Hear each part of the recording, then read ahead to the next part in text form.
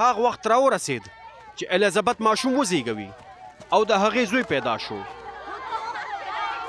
ګاونډیانو او خپلوان یې واورېدل چې څښتن په هغې باندې ډېر رحم کړی دی او ټول ورسره خوشحالي وکړه.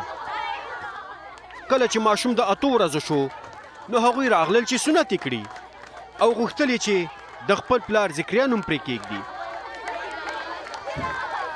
خو مور یې ویل نه، د هغه نوم به یحیی وي.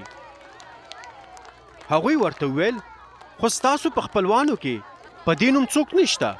بیا هغوی د هغه پلار ته اشاره وکړه او پوښتنه یې ترې وکړه چې په ماشوم باندې کوم نوم غواړي کېږدي. ذکریا یوه تخته راوغوښتله او په هغې باندې ولیکل د هغه نوم یحیی دی. هغوی ټول ډېر حیران شول.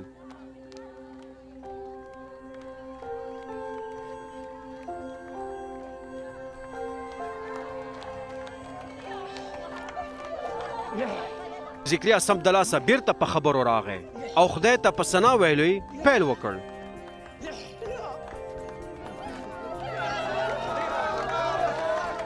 ټول ګاونډیان ویرېدل او د یهودي په ټوله غرنۍ سیمه کې خلکو د دې شیانو په هکله خبرې کولې.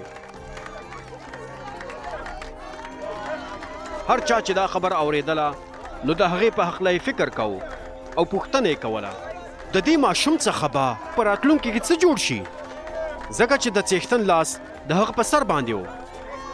د یحیی پلار ذکریا د روح القدس نه ډک شو او داسې پیشګویي وکړه ثنا او صفت دې وي څښتن ته چې دی خدای د اسرائیلو ځکه راغی چې وکړي مرسته د خپل قوم سره چې کړي آزاد هغوی.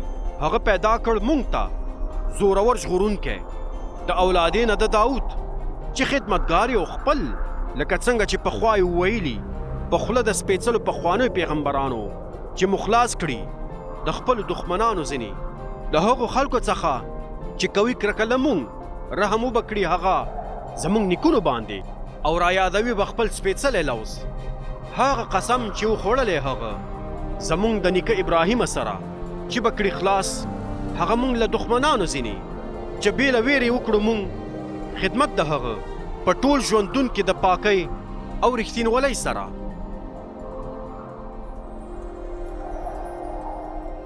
او ای ماشومه زما ته به یادېږي پیغمبر د خدای تعالی ځکه چې زی به له څښتنه مخکې چې کړې تیاره لاره ته د هغه دپاره چې په دې پوه کړې قوم د هغه چې دوی به عمومي خلاصون د خپلو ګناهونو په بښلو سره زموږ د خدای د رحم او مهربانۍ په سبب په موږ راوبخیږي لمر د سحر پاس له اسمان څخه تر څو چې راولي رڼا په هغو خلکو باندې چې تیروي ژوند په تیارو کې د مرګ او برابر کړي قدمونه زموږ د سولې او سلامتۍ په لاره.